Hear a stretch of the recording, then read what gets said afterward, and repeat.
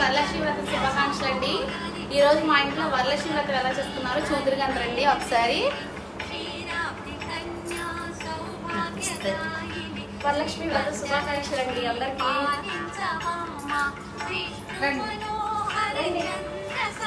రాత్రి అమ్మవారిని రెడీ చేస్తామండి. ఇలాగా శారీ కట్టేసి మంచిగా అమ్మవారికి రెడీ చేస్తాం. జ్యువెలరీ కూడా రాత్రి వేస్తాము. మా ఇంట్లో ఏ పూజ అయినా ఈ అమ్మ ఉండాల్సిందే మాకు. పూజ చూడండి ఇలా చేసుకున్నాం. కలశము అందరు పెట్టుకున్నట్టే అమ్మవారి ఫోటో. ఇక్కడ లక్ష్మీదేవి బొమ్మ పెట్టుకొని అభిషేకం చేసుకొని పూలతో అర్చన చేసుకున్నామండి. దీపాలు వెలిగించుకున్నాము. లక్ష్మి ఉండాల్సిందే కదండి. లక్ష్మి జీడిపప్పు ఆవిడకి నైవేద్యంగా.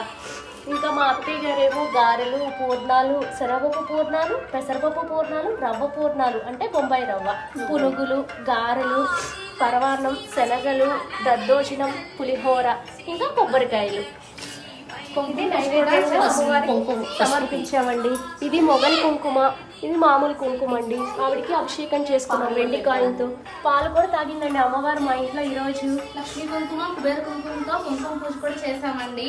అలాగే అందులో వెండి కాయిన్స్ తెప్పించామండి. 11 శ్రీచక్రాలు ఉన్న వెండి కాయిన్స్ తో పూజ చేసుకున్నామండి. తామర గింజలు, శ్రీచక్రాలు అన్నింటితో పూజ చేసుకున్నామండి. గోమతి చక్రాలు, ముత్తైదు తాంబూలం కూడా ఇచ్చామండి.